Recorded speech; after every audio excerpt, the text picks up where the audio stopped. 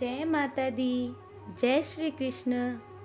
आज हम जानेंगे एक ऐसी साध्वी के बारे में जो न केवल साध्वी है वरन मीराबाई का दूसरा स्वरूप है, जिन्होंने अपनी भक्ति और तपस्या से भगवान श्री कृष्ण को अपने हृदय में बसा लिया। ये वाक़या है राजस्थान के बाड़मेर जिले के पचपदरा गांव का। तो आइए हम जानते हैं वर्तमान युग की मीरा माँ सती भगवती बाई के बारे में। उनके हृदय के सबसे पहले जो शब्द थे वह ये थे, मेरे तो गिरधर गोपाल दूसरो न कोई, जाके सिर मोर मुकट मेरो पति सोई।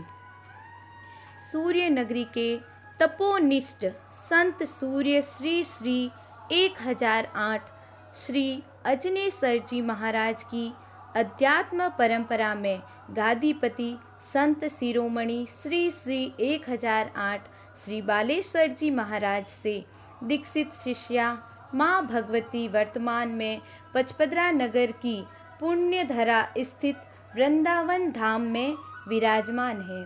पचपदरा नगर के मध्य स्थित बाजार के कदम रखते हुई कृष्ण धुन व भजनों की संगीतमय झंकृति से सराबोर होकर श्रद्धालु जनों के कदम अनायास ही गुरु आश्रम की सिंहद्वार की ओर चल पड़ते हैं।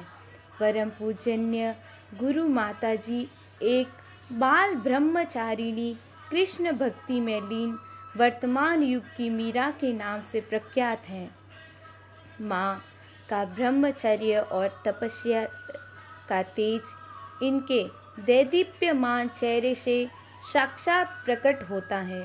श्री गुरु माता का आश्रम श्रद्धा भाव, समर्पण और त्याग का केंद्र है। यहाँ वर्ष भर कीर्तन एवं सत्संग चलता रहता है। संत अजनीश्वर धाम की ही भांति यह आश्रम आडंबर और विलासिता से कोसों दूर है। आश्रम में निद्रा शयन का निषेध है। आश्रमवासी सत्संग भजन कीर्तन में ही प्रतिपल लवलीन रहे, माँ का ऐसा ही आदेश रहता है। उनका संक्षिप्त जीवनवत परिचय। पश्चिमी राजस्थान के सीमांत क्षेत्र बाड़मेर के पचपदरा नगर में सेठ श्री कानराज जी की पत्नी श्रीमती नारायणी देवी की कोख से शतमासी कन्या के रूप में संवत 1990 सन 1933 की अश्विन शुक्ल प्रतिपदा नवरात्रि स्थापना की शुभ वेला में नव दुर्गा के प्रतीक स्वरूप इस धराधाम पर अवतरित हुई। गौरवर्ण कमल सम नेत्र तथा सुडौल चेहरे पर प्रतिबिंबित होता तेज नवजात कन्या के दिव्य विभूति होने के सहज संकेत थे। वैसे भी सप्तमासी कन्या द्वारा स्वस्थ व प्रसन्नवत बाल क्रीड़ा में रत होना जन्म समय की अलौकिक घटना ही कही जा सकती है। उनके माता पिता दोनों ही परम उदार हृदय व धर्मपरायण व्यक्ति थे। 5 वर्ष की आयु में बालिका गुरु माता के नाक पर द्राद हो गया। किसी के कहे अनुसार उपचार स्वरूप द्राद पर मोर तोते का लेप किया गया, जिसके दुष्प्रभाव से बालिका के एक कमल नेत्र की ज्योति सदा सर्वदा के लिए लुप्त हो गई। अपने प्राथमिक शिक्षा तक का अध्याय पचपदरा के स्थानीय विद्यालय में किया। अध्ययन व गृह कार्य के साथ साथ नियमित रूप से दर्शन व आरती हेतु प्रातः व श्याम मंदिर में जाती रहती थी। 15 वर्ष की अवस्था में गुरु माता भागवत भक्ति में लीन होने लगी। अपने पिता ने बड़ी पुत्री के विवाह उपरांत जब इनके समक्ष विवाह का प्रस्ताव रखा तो इन्होंने इनकार कर दिया और पिता को बता दिया कि उनका प्रथम व अंतिम लक्ष्य धर्म की सीढ़ी से मोक्ष तक पहुंचना है। षोडशी कन्या गुरु माँ ने अपने धनाढ्य पिताश्री द्वारा उनके नाम 1 लाख रुपए की राशि जमा करवाने के प्रस्ताव को भी अस्वीकार कर दिया। वैराग्य भाव की तीव्र उत्कंठा में वे अपनी दादी के साथ निकल पड़ी। चारों धाम की तीर्थ यात्रा पर। तीर्थाटन से लौटने पर वे सांसारिक विषयों से निर्लिप्त सादगीपूर्ण जीवन व्यतीत करने लगी। दिनों दिन गुरु माँ का वैराग्य तिरेक इतना अधिक बढ़ने लगा कि वे जलते चूल्हे पर रोटी सेकते समय घर्म तवे से हाथ जला बैठती, गाय को दूते समय कहीं अन्यत्र खो जाती और गाय के थन से निश्रित गोरस बर्तन की बजाय धरती पर बहने लग पड़ता। दातुन करते समय उंगलियां मुंह में रह जाती और इनका ध्यान लग जाता। संयोग से गुरु माँ की एक जीवन की दारुणता से मुक्ति की अनुगामिनी बनने के लिए जोधपुर स्थित संत अजनेश्वर जी आश्रम के तत्कालीन गादीपति संत शिरोमणि श्री 1008 श्री बालेश्वर जी महाराज की चरण गति प्राप्त कर वहीं रहने लगी थी। साध्वी गुरु माँ ने अपनी भुआ संत श्री तुलसीदास जी महाराज की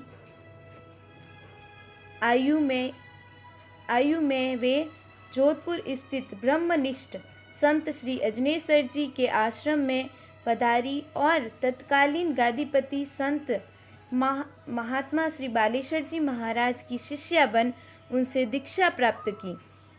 ब्रह्मनिष्ठ संत अजनेश्वर जी आश्रम के तत्कालीन गादीपति संत श्री बालेश्वर जी महाराज से दीक्षा ग्रहण कर साध्वी गुरु माँ अपने भ्राता जय प्रकाश के साथ जोधपुर में निवास करने लगी।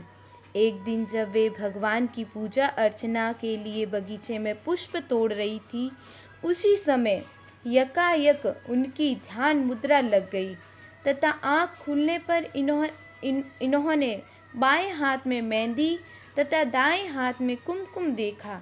उसी दिवस संवत 2033 में वैराग्यातिरेक के कारण आपने केवल एक गिलास दूध के आहार पर निर्भर रहना शुरू कर दिया।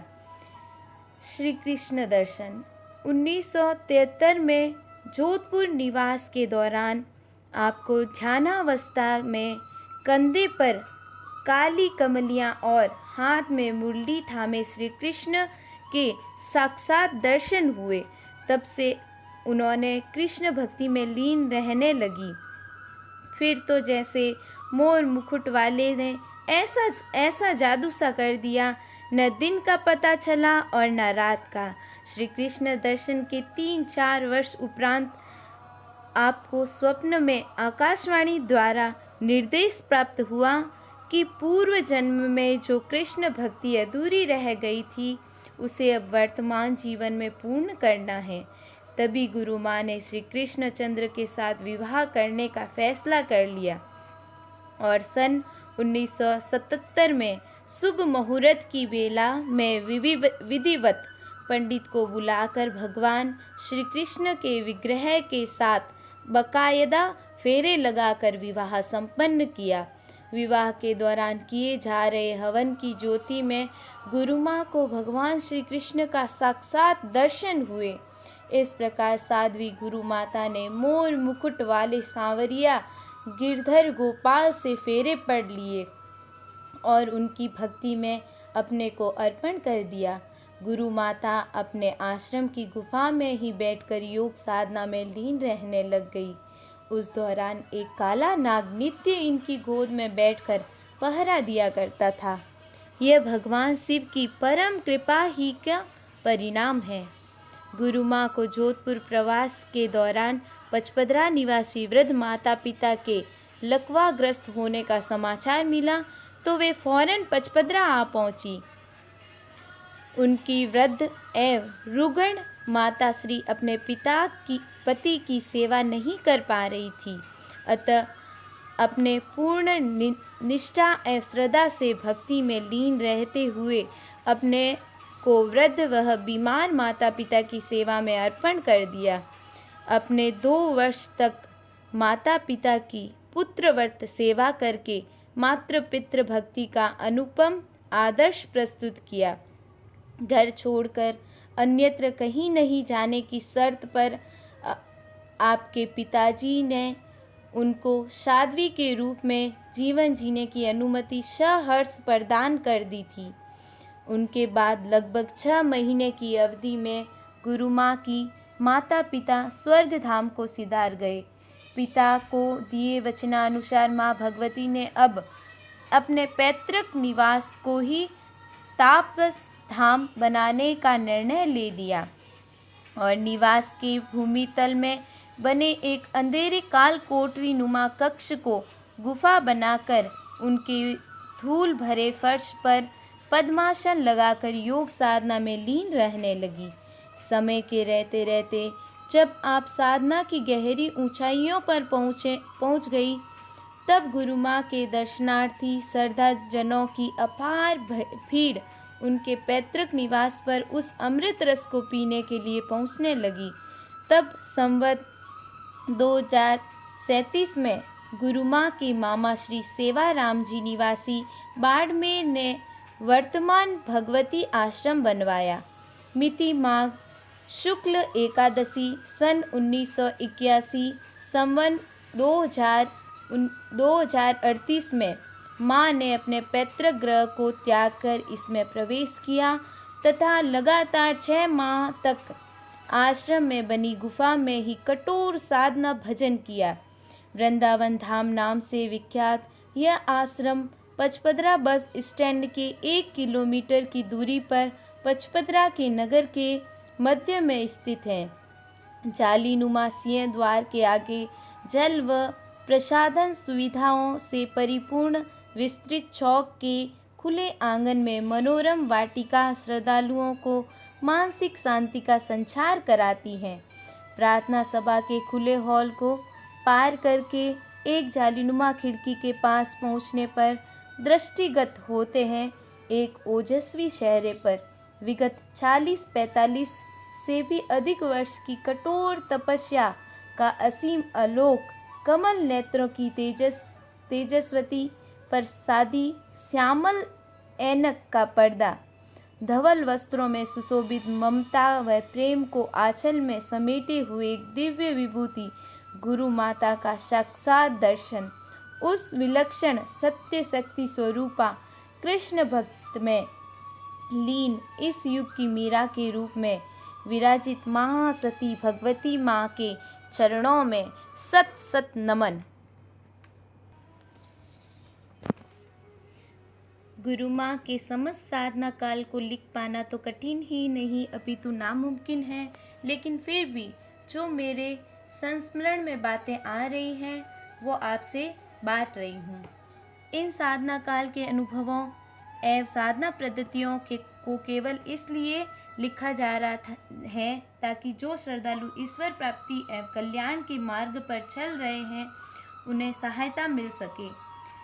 गुरु माँ का अधिकतर साधना का समय छोटी सी गुफा में ही बीता है।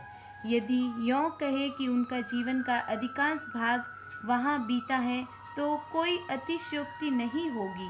वे निरंतर गुफा में ही बैठकर ध्यान साधना में लीन रहती थी।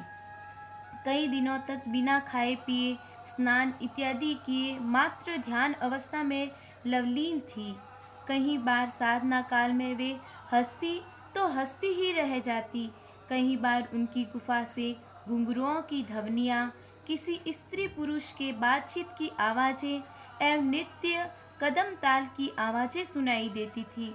एक बार की बात है जब वे साधना में पूरी तरह लीन थी और गुफा का दरवाज़ा बाहर से पूरी तरह ताला लगाकर बंद था। तब एकदम यकायक गुफा में से धुआं उठना शुरू हो गया, मानो भीतर भीषण आग लगी हो। कुछ देर बाद गुफा का ताला अपने आप खुल गया, दरवाज़ा खुल गया और बापजी बाहर पधारे। उनके पूरे शरीर से लपटें उठ रही थी, धुआं ही धुआं उठ रहा था, मानो उन्होंने अग्नि स्नान की हो। सभी श्रद्धालु हतप्रभ हो गए और दौड़ दौड़ कर पानी के मटके गुरु माँ पर डालने लगे।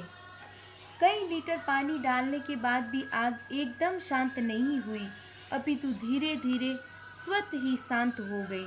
बाद में देखा तो बापजी के चेहरे पर एक खरोश तक नहीं थी, अपितु उनका शरीर पूर्व की अपेक्षा और भी कांतिमय हो गया था।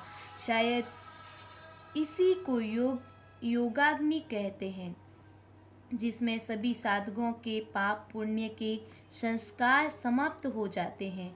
मुझे स्मरण में अभी तक वो बात है कि जब गुरु माँ विरहातुर होकर श्री कृष्ण को पुकारते थे तो उनकी गूंज बहुत दूर तक जाती थी। उनके रोने की और उनकी करुण पुकार की ध्वनि को सुनकर सभी श्रद्धालुओं के रोम रोम खड़े हो जाते थे। संकीर्तन करते समय उनकी करतल ध्वनिया से पूरा आश्रम डोल उठता था और न जाने कितनी कितनी देर तक वह करतल ध्वनि गूंजती रहती थी। कई बार तो गुरु माँ के पूरे हाथ लालम लाल हो जाते थे, फिर भी उनकी करतल ध्वनि नहीं रुकती और आंखों से आंसुओं की अनवरत धारा बहती रहती थी।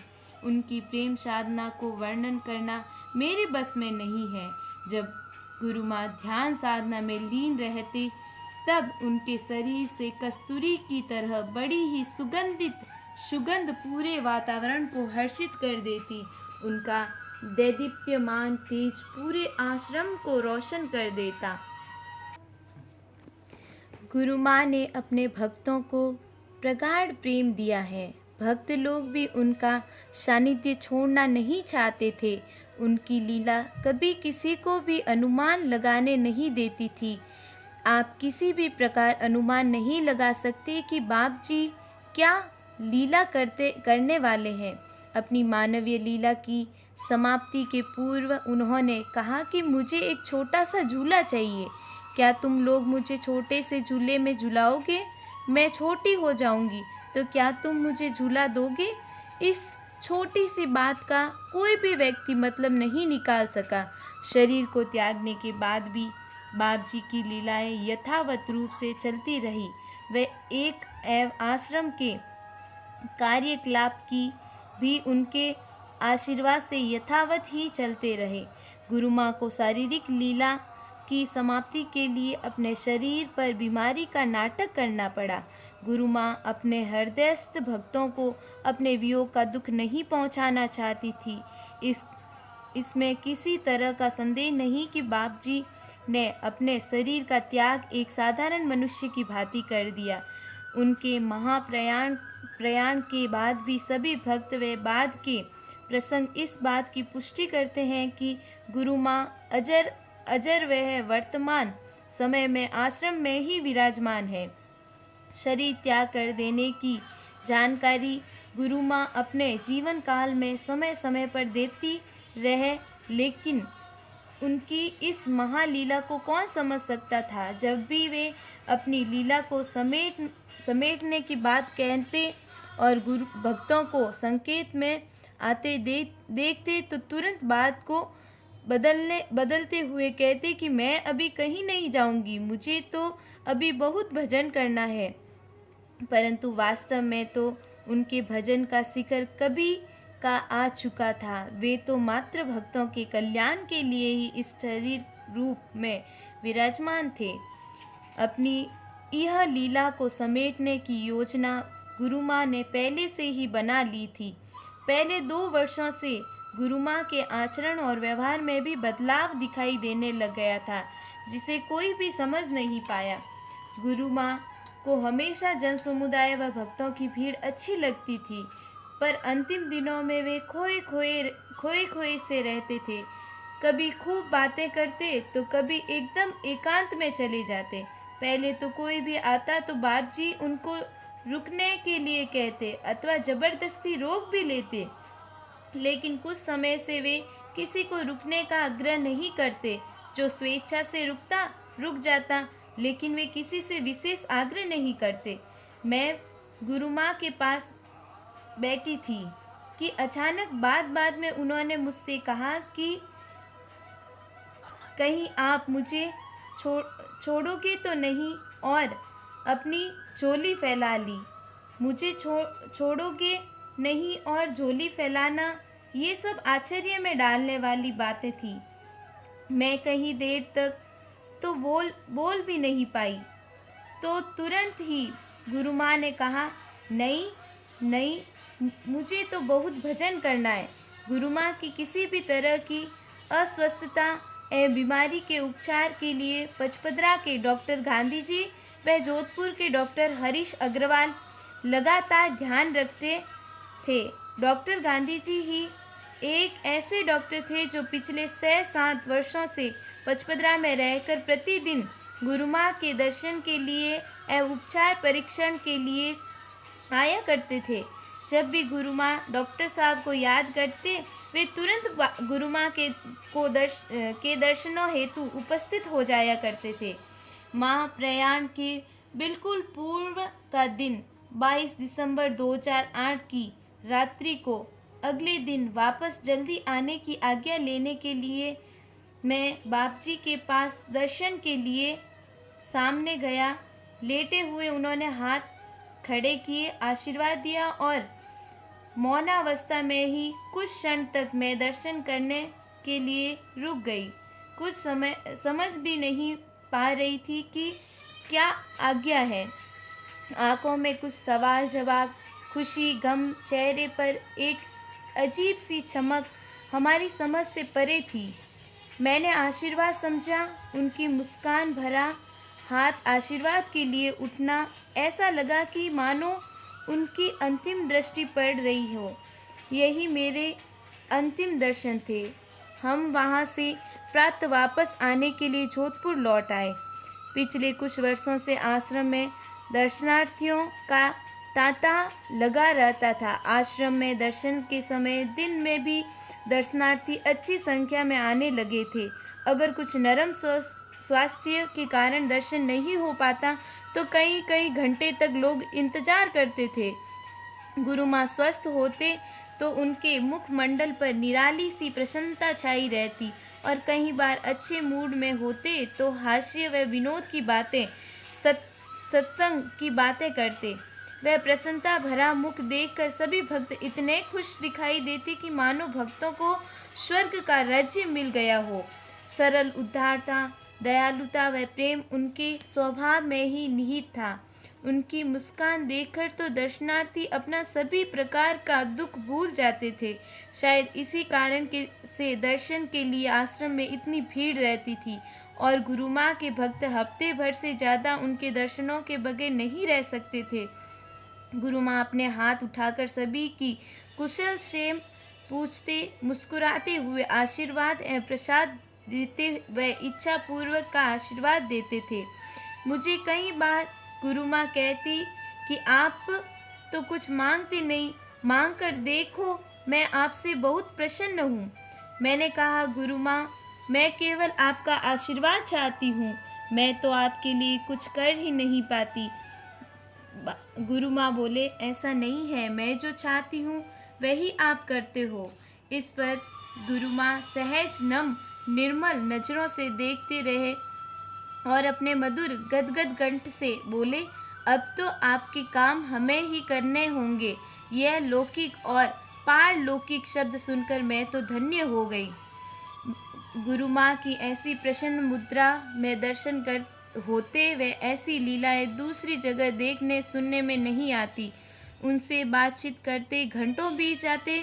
वे सभी विषयों पर मुझसे बात करते। कभी कभी कहते कि कोई संस्कार है या पहले से मिलना निश्चय होता है।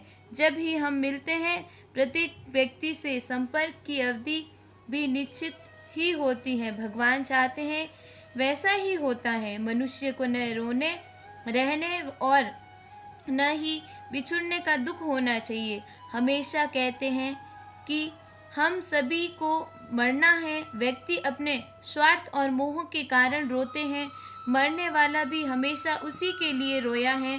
कभी कभी कहते हैं कि जो आया है उसे जाना ही होगा।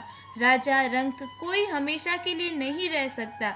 गुरु माँ हमेशा यह कहकर हमें संतोष कराती थी कि मैं यही हूँ, कहीं नहीं जाऊँगी, मुझे तो बहुत भजन करना है। मैं पूछती थी, गुरु माँ, क्या आपका भजन बाकी है?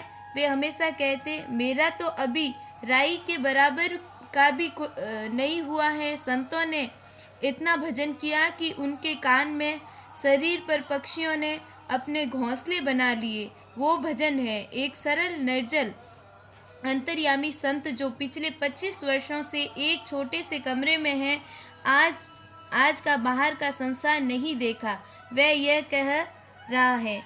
उनके शब्द सुनकर लगता है कि कितनी सरलता है, जो साक्षात ब्रह्म का स्वरूप है, जो अपनी लीला के द्वारा कई बार प्रकृति की लीलाएं बदल दिया करते थे, जिनके यहाँ कई बार साक्षात भगवान की अनोखी लीलाएं हुआ करती थी, जो स्वयं ही साक्षात भगवान का स्वरूप है। वे कह रहे हैं कि मैंने तो कभी कुछ भजन ही नहीं किया। कैसी गजब की बात है, हमें किस तरह के भ्रम में रखते हैं।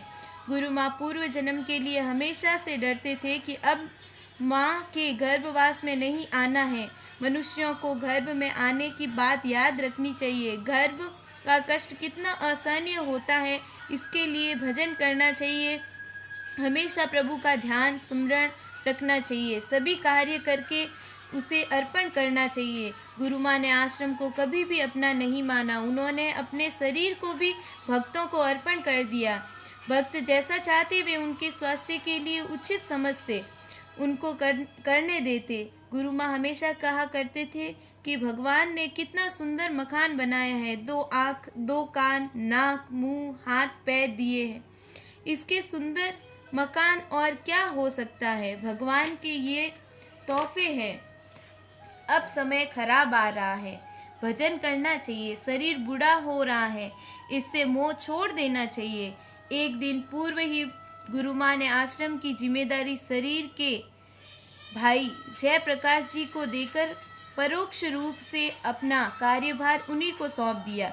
21 दिसंबर को स्वास्थ्य की बिगड़ती स्थिति को देखते हुए डॉक्टरों की सलाह से गुरु माँ के लिए ऑक्सीजन की व्यवस्था की गई।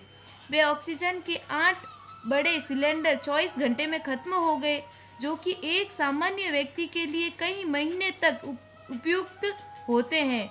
ये एक महान लीला थी।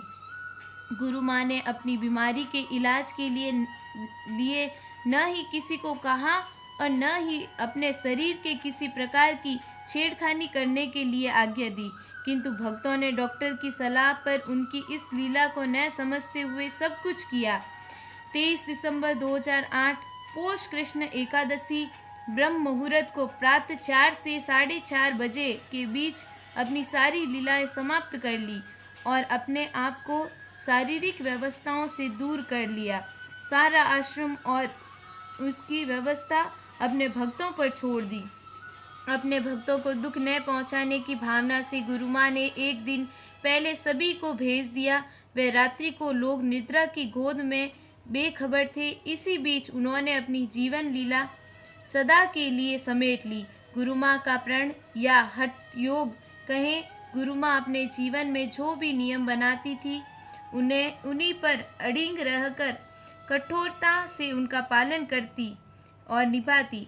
आश्रम के एक छोटे से कमरे 8 से 4 इंच में 25 वर्षों तक, जैसे कि उनका दृढ़ निश्चय था कि जीवित रहते हुए इस कमरे से बाहर नहीं जाना है, वैसे ही किया और प्रथम दिन प्रवेश करने के पश्चात अपने पैर का अंगूठा भी उससे बाहर नहीं निकाला, कदम बाहर नहीं रखा। आज जब उन्होंने शीर निद्रा ले ली तो उनको भक्तों ने एक छोटी सी खिड़की से बाहर निकालकर वही आसन लगाकर विराजमान कर दिया।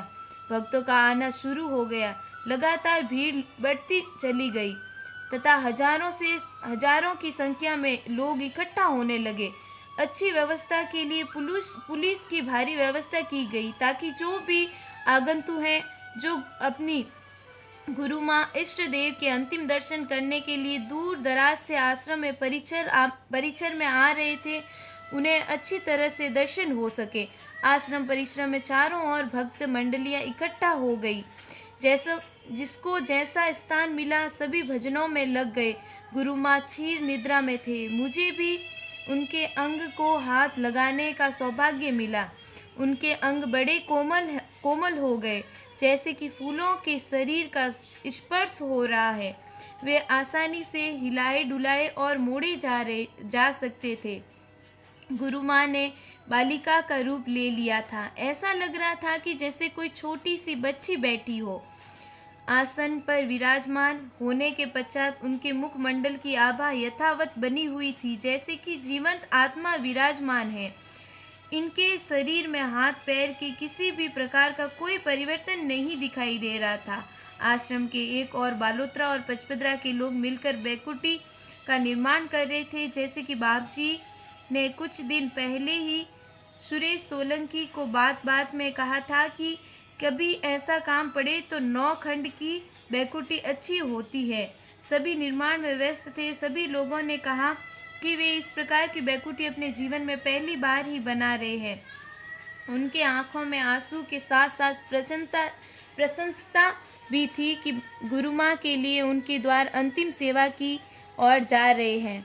23 दिसंबर 2008 को जोधपुर के प्रखंड पंडित श्री सोमदत्त जी अग्निहोत्री के नेतृत्व में 11 पंडितों द्वारा संपूर्ण गीता जी का बड़ी धूमधाम से पाठ किया गया। गुरु माँ के आसन के पास ही गीता जी का पाठ चल रहा था। पास में ही मंडलियों द्वारा कीर्तन चल रहा था।